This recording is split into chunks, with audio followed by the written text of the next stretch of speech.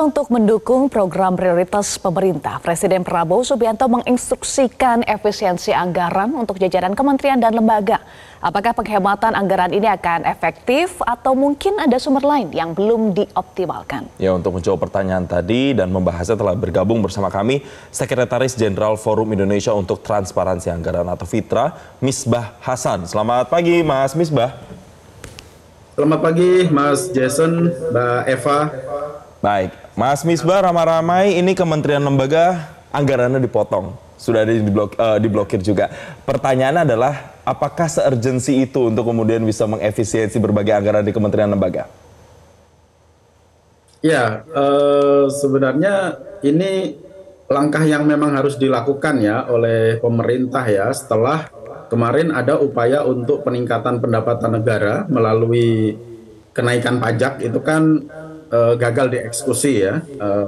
Kemarin PPN 12% itu gagal dieksekusi. Itu sebenarnya kan upaya untuk menaikkan pendapatan negara dan bisa mendorong beberapa program prioritas dari Presiden Prabowo ini ditambah anggarannya.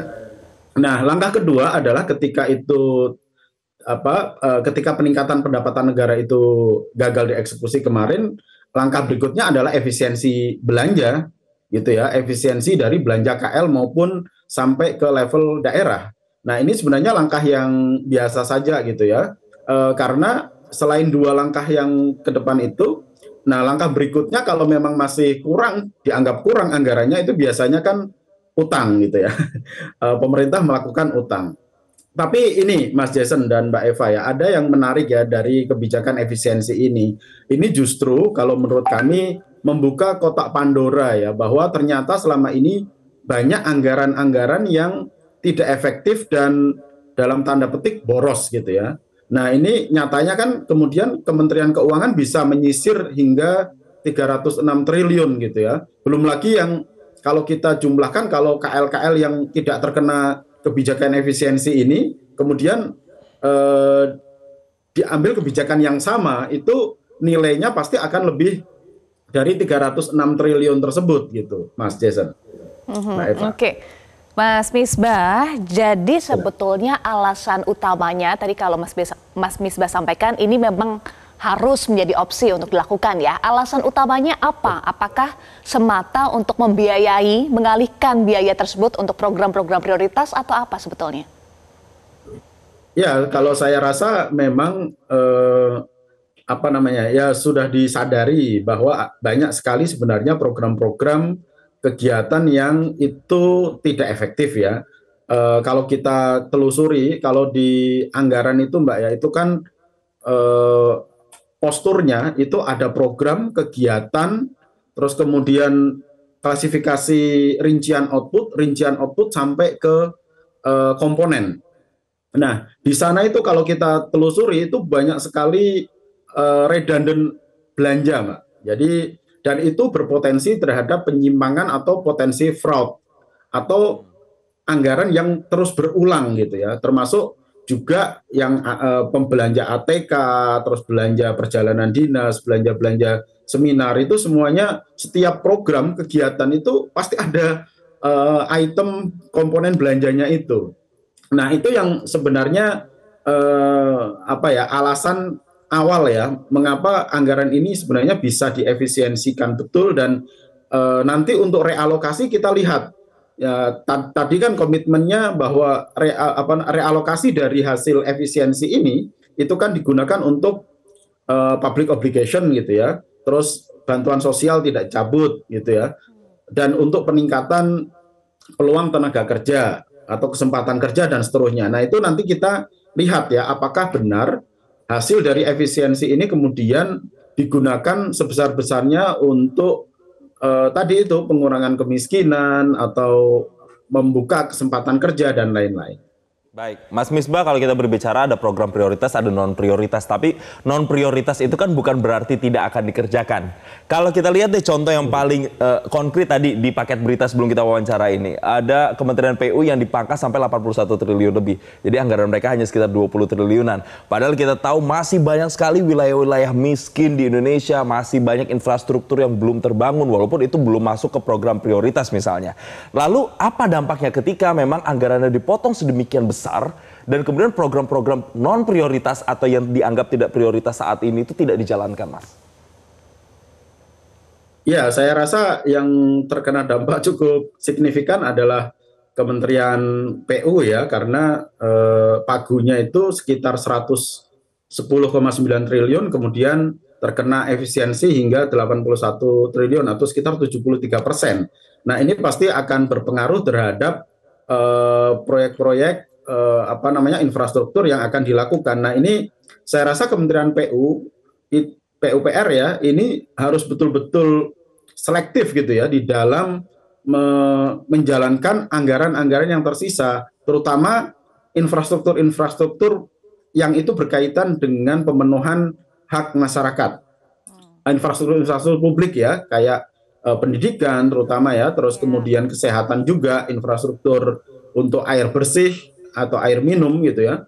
Nah, atau untuk penanganan persampahan. Jadi memang harus betul-betul selektif Kementerian PU ini. Dan kita tahu ya bahwa ini catatan dari BPK dan KPK juga ya, bahwa hampir 30% lebih itu anggaran-anggaran infrastruktur ini kan potensi diselewengkan, potensi kurang akuntabel ya, tidak akuntabel, potensi dikorupsi.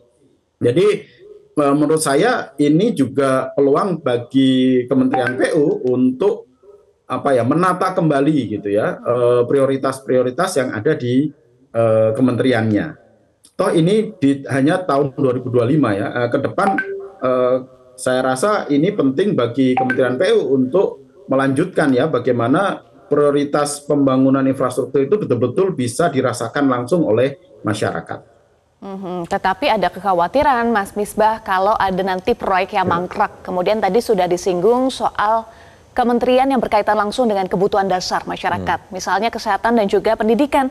Bagaimana dampaknya untuk masyarakat secara langsung dengan efisiensi anggaran ini? Nanti kita akan bahas lagi ya, Jason. Ya.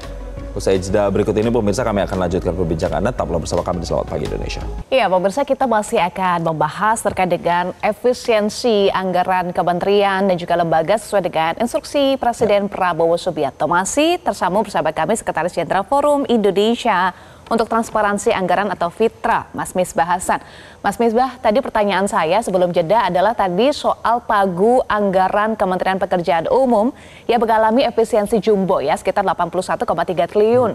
Apa kemudian dampaknya meskipun Anda sampaikan bahwa ini bisa untuk menyisir program-program yang rawan kebocoran. Tapi di satu sisi masyarakat khawatir proyek-proyek bisa mangkrak, Mas Misbah. Ya, itu memang resiko yang kemungkinan terjadi juga gitu ya, dan ini memang harus betul-betul diperhitungkan.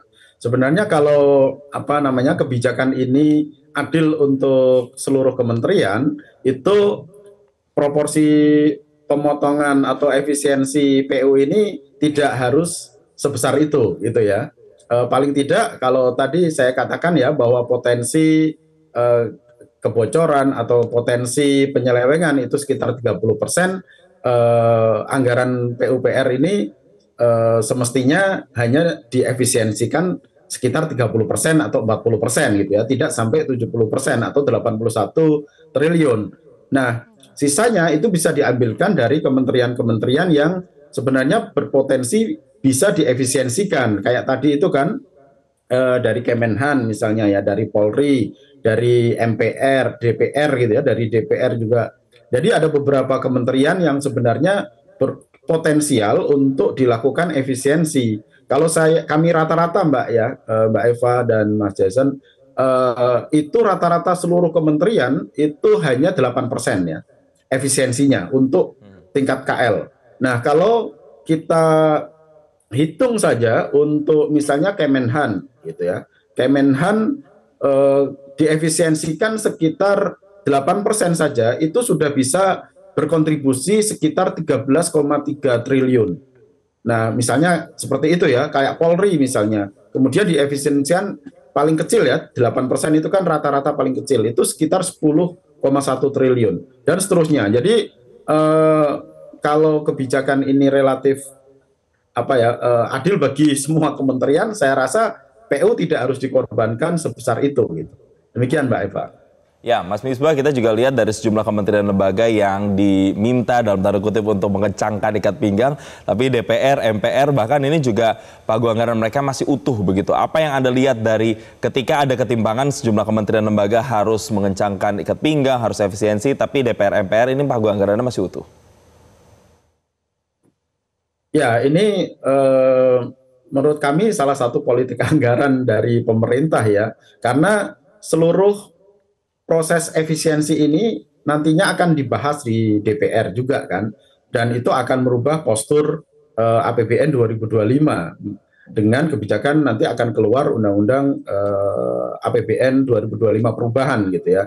Nah ini saya rasa kalau dari kami, menurut kami ini kebijakan yang sebenarnya dalam tanda petik kurang adil ya bagi masing-masing kementerian gitu ya. Mengapa ada kementerian yang diefisiensikan begitu besar, padahal itu juga bisa berimbas kepada layanan dasar ya bagi masyarakat, terutama infrastruktur dasar bagi masyarakat gitu ya. Sementara ada kementerian atau lembaga yang sama sekali tidak terkena efisiensi ini. Nah, ini yang memang menjadi pertanyaan besar bagi publik juga gitu.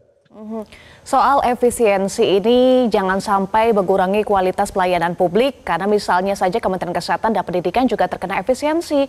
Jadi bagaimana untuk nanti kebutuhan dasar masyarakat kalau terkena efisiensi, Mas Misbah?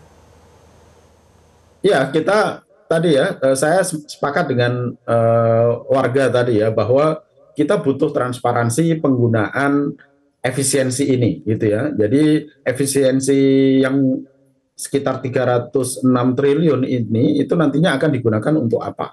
Nah, apakah hanya untuk mensupport makan bergizi gratis misalnya, atau untuk layanan-layanan dasar yang lain gitu ya. Nah, itu juga Kementerian Keuangan perlu lebih transparan ya. Mungkin kami usulkan dibuatkan semacam dashboard yang itu menginformasikan seluruh anggaran yang sudah diefisiensikan itu berapa dan kemudian digunakan untuk apa dan realisasinya seperti apa, sehingga masyarakat itu bisa mengawasi gitu ya, ikut terlibat di dalam proses-proses perencanaannya maupun proses-proses pengawasannya, sehingga anggaran yang sudah diefisiensikan ini betul-betul akuntabel dan bisa dirasakan oleh masyarakat, terutama masyarakat miskin ya.